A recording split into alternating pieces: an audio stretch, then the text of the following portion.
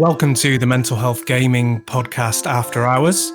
I'm your host, Stu, and I'm joined by Brad because, like COVID-19, we haven't found a way to get rid of him yet. So, what pop culturally interesting stuff have you been up to this week, Brad? I've delved back to the 80s, but in a modern setting. Ooh. I've been watching Cobra Kai on Netflix.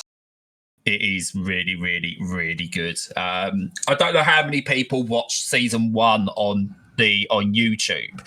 I did because I managed to get a week-long free trial and I just binged it in a couple of days.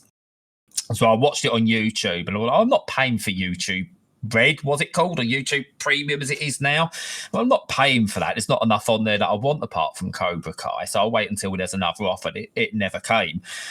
But it was the first season of that is absolutely brilliant. So if you're listening to this, and I'm sure you can back me up on this one, Stu, as well. If you're listening to this and you've not seen season 1 of Cobra Kai, pause the podcast, go and watch it, and then come back and listen to the rest, because it is everything a reboot should be. I'd agree. Yeah, I definitely agree with that. Yeah. What I really liked was how it kind of went. It kind of brought back all of the stuff from the first one. Like, it has the same feel and the same look, but, advanced on in years. But it also not took the out of itself, but it kind of like deepened it and made it a bit more realistic and a bit more applicable to the real world. And it kind of, that just made it better, because the film itself, the original Karate Kid, it's all right, but, it's a bit different, though.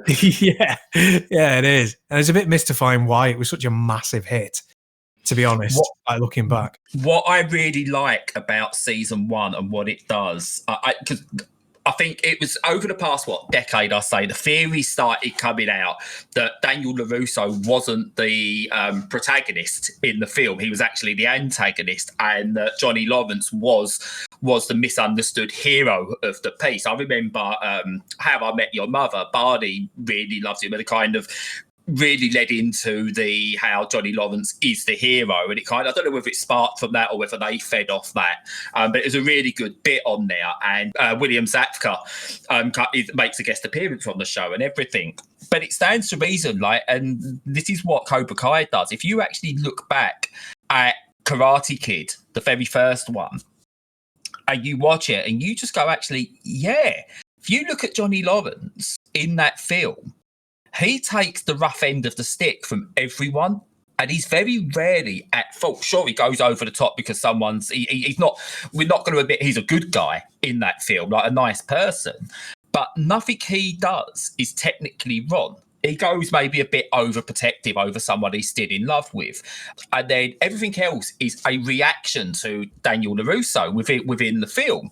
And I love that Cobra Kai plays on that Daniel LaRusso was brought up to believe that he was the good guy, he was the hero, and Mr. Miyagi made him feel like that, and people around him made him feel like that.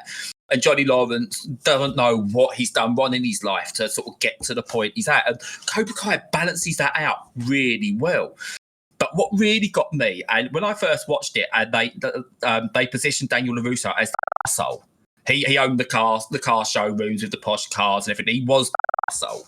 And you're like, wow, they're really leaning into this. And then it kind of flips it a bit. And then they add the nuance to his character as well. And you realise that both have grown up and neither are like the people they were before.